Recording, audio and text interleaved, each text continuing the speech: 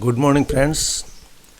We enter into a topic which is very important in the realm of performance-based seismic design. This is pushover analysis. This procedure helps in the evaluation of the existing building or a newly designed building. Pushover analysis, we shall be able to establish the performance point of the building, and which shall enable us to declare the performance level of the building, whether it is immediate occupancy building, life safety building, or collapse prevention building. So we start with some fundamental things so that the things are clear gradually. A very simple thing, static force versus dynamic force, which is known to many of you. Actually, my audience is not of uniform category. Many experts are also there in the audience, and many beginners are also there. So I go in a way that the beginners will be able to understand the things clearly. So static force has a magnitude and direction, neither of which changes with time. So it is time independent force, that's why it is static force. And dynamic force has magnitude and direction, both of which change with time. Static force F and dynamic force has to be written as F as a function of time. We'll take some example of this. A static force F equal to 10 kN is shown over a simply supported beam here, and a dynamic force Ft, which is given by 10 sin omega t kilonewton, is given in the second diagram. So in the second diagram, the force will be changing with time.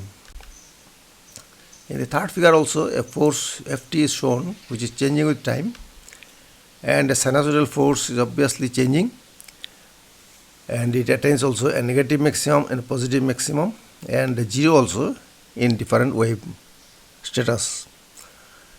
On the other hand, the earthquake force is shown in figure 5, which changes very rapidly in magnitude and direction.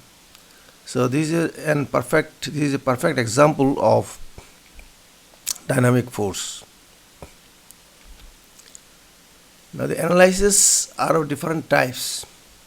Let us see the types of analysis. Number one is the linear analysis.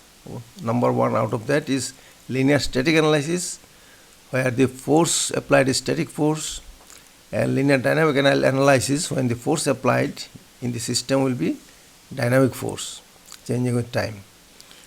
So linear dynamic force is also known as linear time history analysis. That's why we have written LTHA, linear time history analysis. This is a step-by-step process. And it can be nonlinear analysis. Number one, nonlinear static analysis, where the force is static but the system is nonlinear. And it can be nonlinear dynamic analysis, which is nonlinear time history analysis. So when a system is nonlinear, when the analysis will be nonlinear, firstly your members have to behave in a nonlinear way in their force deformation or stress strain behavior. And secondly, the model that you have developed in the computer, you have already provided the nonlinear hinges. Otherwise, it will not be a nonlinear analysis finally in the computer.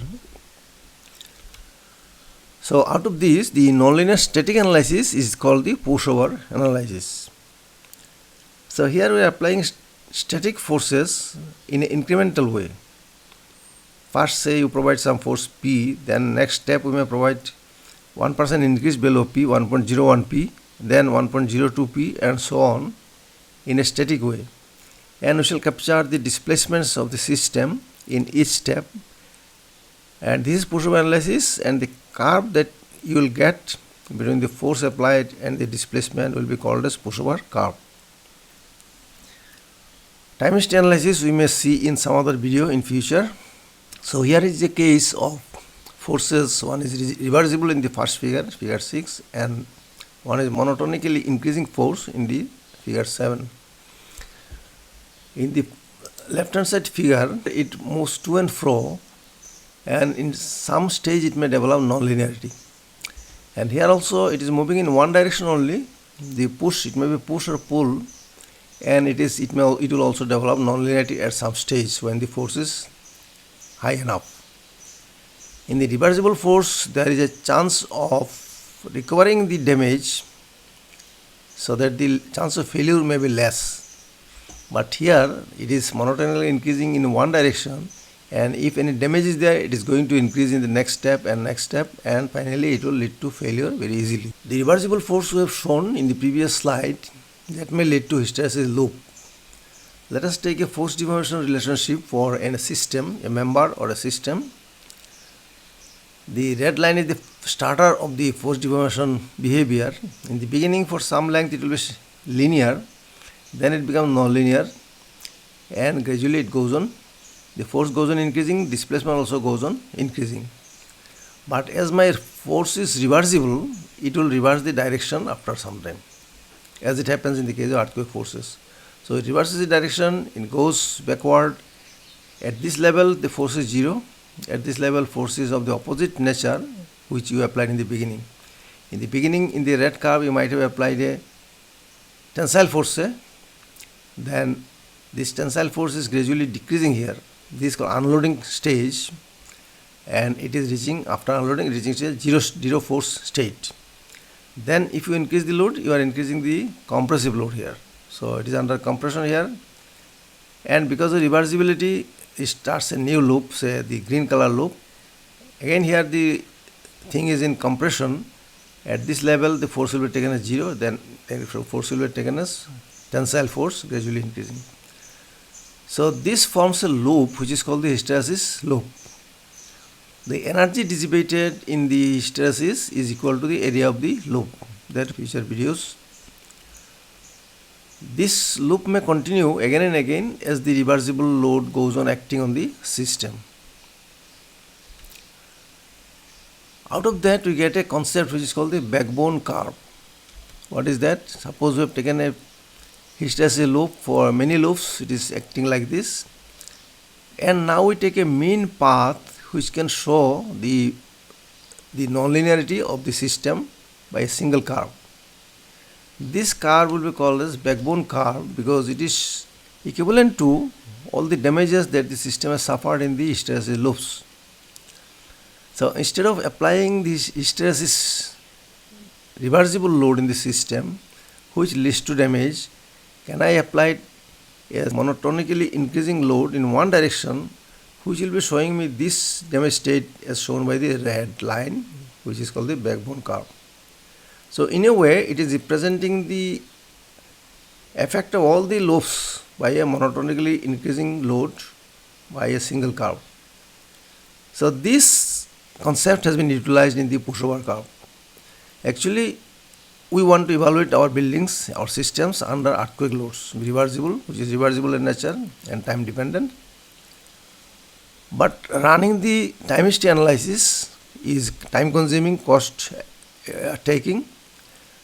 So can we have a simplified way? So simplified way is to apply monotonically increasing load in one direction which is likely to follow my backbone curve and which will give me equivalent effect of the earthquake load on the system. Based on this concept, the pushover curve is utilized and is in use in performance-based seismic design. We have taken up a figure from FEMA 273 which has shown the backbone curve like this. So this dark color, black curve is the backbone curve arising out of all the hysteresis loops in the system. This backbone curve can we obtain by pulling the building or pushing the building. So we have taken a building here, then we apply the vertical gravity loads, live load, dead load, and then apply a pull here. So the building will move towards the right, and it will, if the pull is increased gradually, you will get an amount of pull and the amount of displacement. But I can also take the same building, apply the gravity load and apply lateral loads which are pushing in nature. So this will push the building towards right, and now also I can capture the total force in every step and displacement at some particular node in the system. So both pushing and pulling will lead to the same result over the system. Now if you want to apply pushing load, which kind of load you should apply? I can apply a single load somewhere. I can apply a same magnitude load at every floor level in a building. I can apply a triangular load with the base at the bottom of the building. I can apply a triangular load which has the maximum value at the top of the building. I can apply a rectangular load, parabolic load, and so on. So which will be good for our pushover analysis so that it can represent our backbone curve. So FEMA 356 and other FEMA documents have given two categories of loading, category A and category B. In category A there are 3 types of loading, in category B there are 2 types of loading. In the pushover analysis you have to take at least one load from category A and one load from category B. So at least 2 pushover curves you have to obtain to represent the pushover behavior of a system. So let us see what are the loads under group A. So group A1 is load proportional to a parabolic distribution fx equal to wx hx to the power k divided by summation wi hi to the power k into base shear. So it is basically distributing the calculated base shear at different floor levels to act as the lateral load for pushover analysis. Wx is the load in the xth floor and hx is the height of the xth floor from the base. K is an index, can represent the time period. K equal to 2 for time period greater than 2.5 or equal to 2.5 and K equal to 1 when time period is less than 0.5, and in between interpolation can be done. So this is one category of applying lateral loads. So Fx will give you F1 for the first floor, F2 for the second floor, and so on, Fn for the nth floor or the roof level. And this force will be applied laterally in the different floor levels initially to a small magnitude. The Fx values you are getting will be of large magnitudes because these are distributing the base shear of the system. So keeping the proportions same, I can take small loads of values of F1, F2, F3 in the beginning. The next step I can increase them by say 1%, next step another 1% and so on, so that gradually lateral load is increased monotonically and I get the pushover curve. The condition that this can be applied is that the mass participation is at least 75% in the first mode in the direction concerned. You remember we have discussed the participation factor in previous video. So this is that. So this participation should be 75% in the first mode so that this load can be applied. Let us see the second load in the A category, A2. It is the load proportional to the first mode shape of the system, provided that again mass participation is more than or equal to 75% in the first mode in the direction concerned. So it is first mode proportional. It is easy to apply because modes will be automatically captured in the dynamic analysis by the software, whereas here you have to make some manual calculation to get the forces F1, F2, F3. We'll see later on how to apply the first mode in the real system. And number 3 is the load proportional to the story shears obtained from model response spectrum analysis, where time period is more than 1 second. So here also it is a bit cumbersome because you have to calculate the story shear first, then proportional to the story shear you start the starting load, then gradually increase them. So out of these 3 categories you see here A1, A2, A3, the easiest one to apply is the second one, the load proportional to the first mode proportional load. So we'll see in practical cases how to apply this first mode proportional load in a system. You have to only remember that the mass participation in the first mode should not be less than 75%. Otherwise this A2 is not applicable. Let us see the load category B. In the B1, load is proportional to masses at each floor level. So here you have to calculate the masses at different floor levels through analysis and then apply load proportional to the masses in the beginning to small magnitude and gradually increase them by incremental percentage, 1%, 2%, etc. And second one is an adaptive load distribution proportional to the current reflected shape of the structure. Every time you apply load, the structure gets deflected to some new shape. So your next load should be in proportion to that deflected shape. And then you will get another new shape and then apply load proportional to the new shape and so on. That's why it is called adaptive load pattern.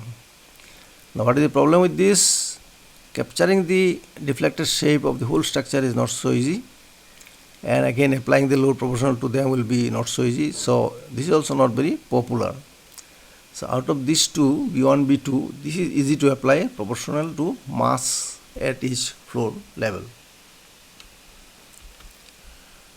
So what is the gist of this? That we will take one load pattern from the A series and one load pattern from the B series, so that my pushover analysis is complete. However, we'll see there will be more pushover curves required to get a representative pushover behavior of the system. So this proportional to mass is also called uniform load. So you look in the previous A case, the mode proportional load, first mode proportional load was simple to use, and in the second case, the uniform load is simple to use. So pushover load is equal to A1, A2 or A3 and B1 or B2. Let us see the lateral load distribution for first mode proportional load. So a mode shape is shown here. First mode when all the masses are on the same side of the neutral position at any instant of time. So if I take load proportional to these, then it will be nothing but proportional to the mode shape coefficients. So loads here are shown, mode shape coefficient, this mode shape coefficient and the top mode shape coefficients. This lateral load will be proportional to these mode shape coefficients. So you take the building, apply the gravity load, then apply those mode shape proportional loads laterally in the different floors. Then this becomes the mode shape proportional load.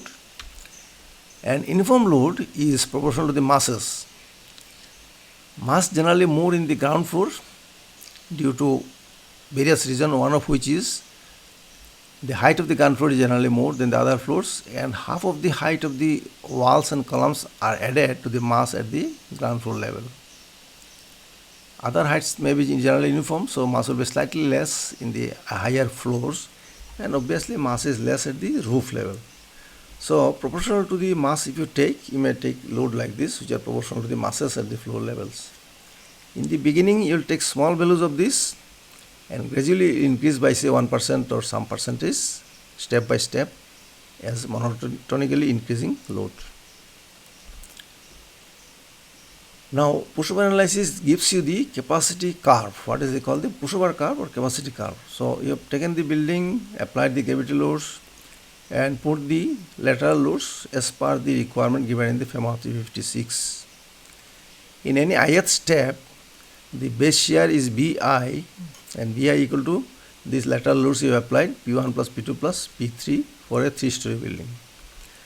Now for the first step, when Bi equal to 1, then you get a base shear here corresponding to the first point here, say B1, and the displacement here at the roof level, delta roof 1. Then for the second increment of the load, you have increased say by 1%, each load is increased by 1%. You get the corresponding base shear here, B2, and you get the roof displacement here, delta roof 2. So you get another point in the pushover curve, and gradually like this, increase the load monotonically, step by step, and capture the roof displacement and capture the base shear and plot them here. You get the capacity curve or the pushover curve. So pushover curve is a representation between the roof displacement and base shear of the building. It can be also for other structures other than building, but the similar principle will hold good. So pushover curve is looking like this. What is the utility of this is shown partially here. Instead of writing between the roof displacement and base shear, we have converted these coordinates to spectral values, spectral displacement versus spectral acceleration. How to convert this we shall take up in the next videos. So you obtained the pushover curve and plotted it here. At some point when the deformation or the damage is less, you have the IO point, immediate occupancy point. As the damage increases here, you reach to a point where the damage is corresponding to the life safety point. And finally, when damage is very large, you are reaching to a point which is corresponding to collapse prevention damage state level. How to identify this? The plastic deformation of members corresponding to IO, LS or CP are available in the FEMA documents. So from there we know if the plastic deformation is this much, then it is coming to this state IO, LS or CP. So in each pushover curve, you are likely to get all the points, unless otherwise if it fails earlier than CP or say fails earlier than LS. Fails means the pushover analysis will not carry forward further because of the formation of too many plastic hinges in the system, and the system becomes unstable. One more important point that will come out of the pushover curve is the performance point, that we shall discuss in next videos.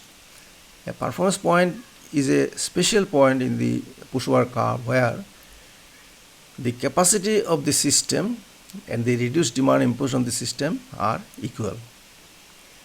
Why it is called capacity curve? Because at any instant of time, suppose here the first point IO corresponding to the displacement, say delta IO, you are getting the capacity of the system here, say SAIO or VIO in the, if it is drawn for base shear versus roof displacement, it is here spectral acceleration.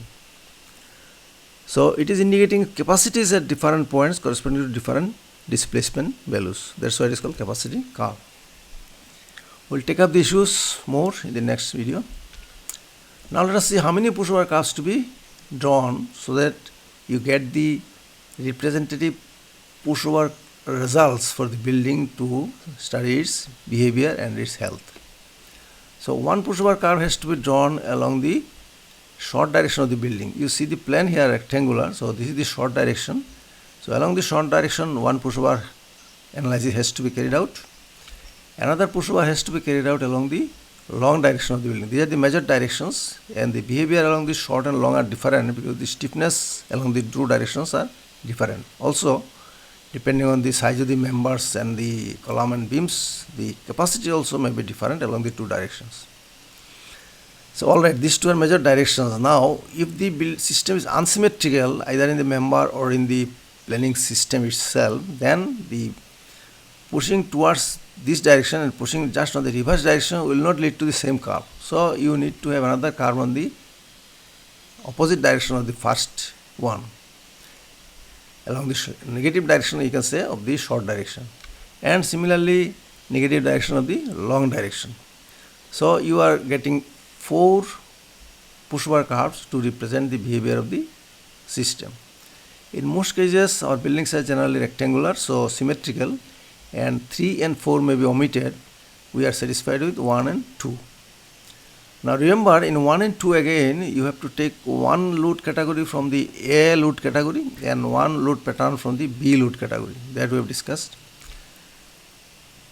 So how many pushover curves you are carrying out? 4 we have shown here, 1, 2, 3, 4.